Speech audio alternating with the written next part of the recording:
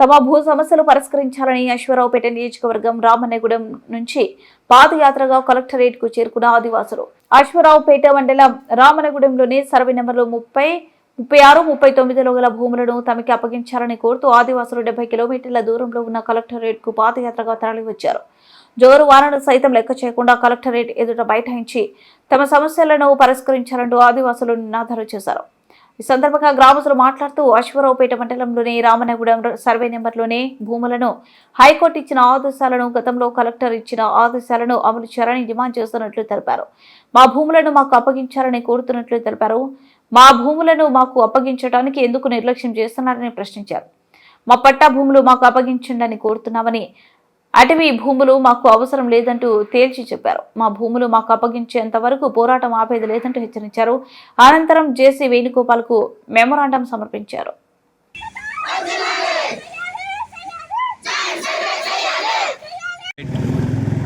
నా పేరు మడక నాగేశ్వరం. మాది అసరాపేట మండలం రామన్నగూడెం గ్రామ సర్వే నెంబర్ వచ్చేసి 30, 36, 39 సంబంధించి హైకోర్టు ఆర్డర్ ప్రకారం, అలాగే గతంలో ఇచ్చిన కలెక్టర్ ఆర్డర్ ప్రకారం అమలు చేయాలనేసి మేము డిమాండ్ చేయడం జరుగుతుంది. అదేవిధంగా మా భూములు మాకు అప్పగించండి అనేసి కోరుతున్నాం.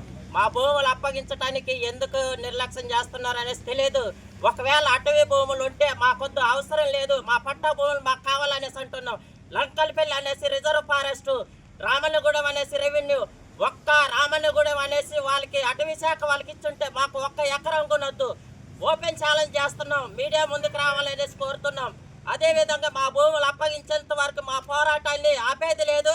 అదేవిధంగా ఈరోజు మాకు జాయింట్ కలెక్టర్ గారైనా, అదేవిధంగా కలెక్టర్ గారైనా స్పష్టమైన హామీ ఇస్తేనే మేము ఇక్కడ నుండి వెళ్తాం, లేకపోతే ఇక్కడే నిరహార దీక్ష చేస్తాం అనేసి మేము డిమాండ్ చేస్తున్నాం.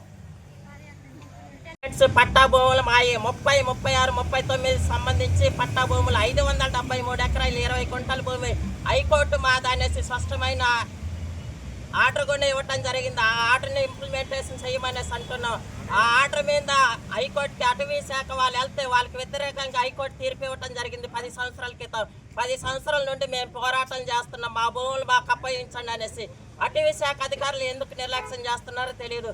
అదే అటవీ భూములోకి మా ఆదివాసులకి వెళ్తే ఎన్ని ఇబ్బందులు పెడతారు మమ్మల్ని. కనీసం మా భూములు ఆక్రమించుకున్నారు. వాళ్ళు ఏం చెయ్యాలి? వాళ్ళు అసలు మనుషులేనా? ఆదివాసుల మీద నిర్బంధ కేసులు పెడతారు, మీడియా కేసులు పెడతారు. మహిళలు అనేది చూడుకోకుండా బట్టలు ఇప్పి మరీ లాక్కుంటారు. కానీ మా భూములు ఎందుకు లాక్కున్నారు మీరు? మా భూములు మాకు అప్పగించని చెప్పు మేము ఊరుకోం. అదేవిధంగా ఇందిరమ్మ ఇల్లు, రామన్నగూడెం గ్రామ పంచాయతీలో ఇందిరమ్మ ఇల్లు ఇవ్వటం జరిగింది. 4 ఇళ్ళు ఇస్తే 4 ఇళ్ళు కూడా నా ట్రైబ్స్కి ఇవ్వటం జరిగింది. 1/70 యాక్ట్ ఉన్నప్పుడు ఏ విధంగా ఇచ్చినారు ఇందిరమ్మ ఇల్లు కూడా నా ట్రైబ్స్కి? మా ట్రైబ్స్కి ఎవరు అర్హత లేరా? ఏజెన్సీలో పీసా కమిటీ తీర్మానం గురించి ఇవ్వటం జరిగింది. వాళ్ళని రద్దు చేయమనేసి పీసా కమిటీ తీర్మానం గురించి విలువలేదా? మా చట్టాలు జీవాలు ఎట్టుపోతున్నాయి. మా హక్కులు